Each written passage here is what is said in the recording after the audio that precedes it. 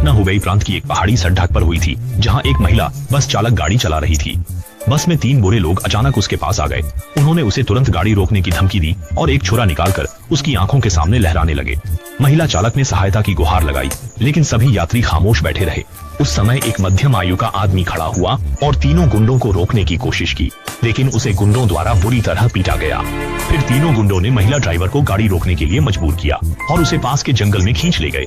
पूरे सफर के दौरान सभी यात्रियों ने इस पूरी घटना को देखा, लेकिन किसी ने रोकने की कोशिश नहीं की। यहाँ तक कि कुछ लोग खिड़की से तमाशा देख रहे थे। महिला ड्राइवर के साथ अत्याचार होने के बाद वह बस में वापस आई। उसके चेहरे पर कोई भाव नहीं था। वह उस पुरुष के सामने गई जिसने उसकी मदद की थी और उसे बस से उतरने के लिए कहा। आदमी ने हैरानी से कहा, मैं तो अकेला ऐसा व्यक्ति हूँ जो तुम्हें बचाना चाहता था, तुम मेरे साथ ऐसा कैसे कर सकती हो? महिला ड्राइवर ने कहा कि अगर वह नहीं उतरेंगे तो वह बस नहीं चलाएंगी। इस पर बस के यात्री जाग गए, जैसे उनकी नींद खुल गई हो, और शिकायत की कि आदमी ने उनका समय बर्बाद किया। फिर सबने मिलकर उसे बस से धक्का देकर उतार दिया और उसका सामान भी बाहर फेंक दिया। बस चल दी। आदमी का दिल टूट गया। उसे बहुत समझ नहीं आया, क्या अच्छे काम का यही इनाम होता है? वह सिर्फ देख सकता था कि बस कैसे उससे दूर जा रही थी। तभी एक चौंकाने वाला दृश्य हुआ। जब बस पहाड़ी सड़क के मोड़ पर पहुंची तो उसने धीमा करने की बजाय जानबूझकर गति बढ़ा दी और खाई में गिर गई। दूसरे दिन समाचार ने बताया कि उस दुर्घटना में बस में बैठे सभी लोग मारे गए। यही उन लोगों की उदासीनता का परिणाम था। 2 साल तक एक महिला भूत के साथ डेट की, लेकिन उसे बिल्कुल भी पता नहीं था। ये बात 2 साल पहले की है।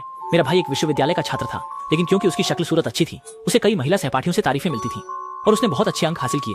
खेलों में भी बहुत प्रतिभाशाली था और साथ ही साथ उसका सामाजिक संबंध भी अच्छा था। वो बिल्कुल एक सोशल एक्सपर्ट था और बहुत लोग उसे पसंद करते थे, जब तक कि बाद में वह घटना नहीं हुई। पिता के व्यापार में असफलता के कारण हमारा परिवार एक बड़े आर्थिक संकट का सामना कर रहा था। मजबूरी में हमें अपना पुराना घर बेचकर थोड़ा सस्ता घर लेना पड़ा। भले ही अब पहले की तरह सुविधाजनक नहीं रहा, हमारा पूरा परिवार आराम से रह सकता था। हम फिर भी अंदर चले गए और परिवार के सभी लोग महसूस कर रहे थे कि स्थिति उतनी खराब नहीं थी। दादी ने सिर्फ एक सपना देखा था, पर नए घर में जाने के 1 हफ्ते बाद मेरे भाई का व्यवहार अजीब होने लगा। मैं अक्सर उसे अपने कमरे में खुद से बातें करते हुए सुनता था। शुरू में मैंने सोचा कि वह प्यार में है और अपनी प्रेमिका से फोन पर बात कर रहा है, क्योंकि उसकी आवाज बहुत कोमल और मधुर थी। उन दिनों मैं उसे हर दिन मुस्कुराते हुए देखता था। वह एकदम प्रेम में होने जैसा लग रहा था। लेकिन एक दिन मैंने चौंकाने वाला सच देखा कि ऐसा नहीं था। उस दिन मैं अपने भाई के कमरे में गया और उसे मेरे साथ दौड़ने और व्यायाम करने के लिए बुलाया। कमरे में दाखिल होते हुए मैं हैरान होकर जोर से पूछा, भाई तुम क्या कर रहे हो? किससे बात कर रहे हो? उसने कहा, तुम मुझसे मजाक मत करो। लेकिन उसके हाथों की मुद्रा सचमुच ऐसे थी जैसे वह वास्तव में किसी को गले लगाए हो। उस प्राकृतिक मुद्रा ने मुझे सोचने पर मजबूर कर दिया कि क्या सच में वहां कोई है। मैं अभी भी उलझन में था। तभी मेरे भाई ने कहा, क्या कर रहे हो? जल्दी से नमस्ते करो।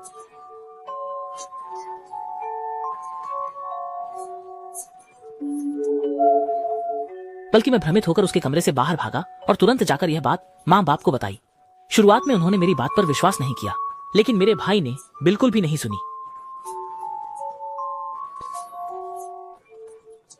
मेरी माँ ने उनसे अच्छे से बात करने की कोशिश की, लेकिन यह भी बेकार गया। बाद में मेरा भाई धीरे धीरे इतना दुबला हो गया कि केवल हड्डियों का ढांचा जैसा रह गया।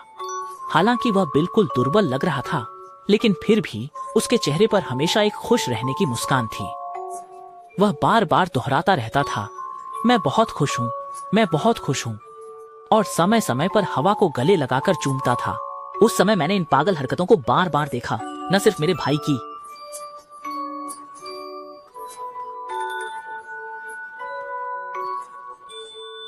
हमें एक और छोटे घर में ले गए। हालात और खराब हो गए थे। कमरे मुश्किल से पर्याप्त थे, लेकिन मुझे भाई को बचाने के लिए हम नए माहौल में कोशिश करनी पड़ी। शुरू में वह आसानी से अनुकूल नहीं हो पाया और हर दिन वह लगातार पूछता, शियाओ चियान कहाँ है?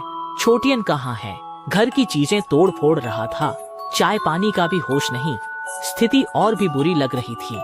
कुछ समय बाद उसने उस अदृश्य महिला भूत के साथ उन विचित्र हरकतों को करना बंद कर दिया और ऐसा लगने लगा कि वह धीरे धीरे ठीक हो रहा है, धीरे धीरे चेतना में आ रहा है। इससे यह स्पष्ट हुआ कि मेरे पिता का निर्णय सही था। समस्या उस घर में थी।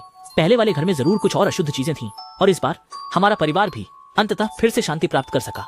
लेकिन जब तक कि मेरे भाई को अभी तक पता नहीं है कि वह पहले जिससे मिल रहा था वह एक महिला भूत थी। वह अभी भी मुझसे पूछता रहता है, क्या शियाओ चेन ने तुम्हें संपर्क किया? और मैं हर बार केवल नहीं ही कह पाता हूँ। ऐसा लगता है कि उसे लगा कि उसे छोड़ दिया गया है। लेकिन यह भी अजीब है कि अब कभी कभी मुझे आधी रात को दरवाजा खटखटाने की आवाज सुनाई देती है, लेकिन हर बार दरवाजा खोलने पर कोई नहीं होता। मैं सोचने लगता हूँ